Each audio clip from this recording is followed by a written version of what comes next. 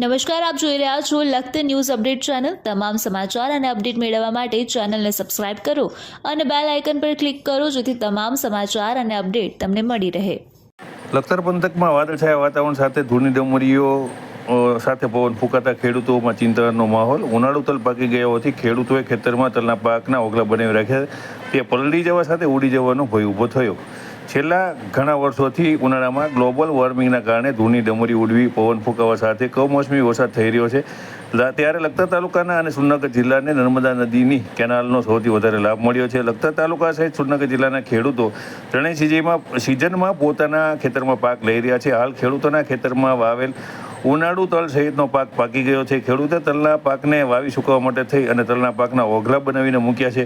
ત્યારે આજે સવારથી લખતર તાલુકામાં વાતાવરણ વાદળછાયું થઈ ગયું છે, સાથે હવામાન વિભાગ દ્વારા ગાજવીજ સાથે કમોસમી વરસાદ થવાની આગાહી કરી છે। ત્યારે લખતર પંથકમાં વરસાદી વાતાવરણ થવા સાથે ધૂળની ડમરી સાથે પવન ફૂંકાતા ખેડૂતોના જીવ પડીકે બંધાયા હોવાનો ઘાટ સર્જાયો છે। ત્યારે લખતર ગામ પણ જાણે ધૂળની ડમરીઓ નીચે ઢંકાઈ ગઈ હોય તેવો એક ઘાટ સર્જાયો હતો અને દૂર દૂર સુધી જે વિઝિબિલિટી છે તે પણ ઘટી હતી અને લખતર તળાવની ઉપર પણ મોટી જે ધૂળની ડમરીઓ ઉડતી જોવા મળી રહી હતી।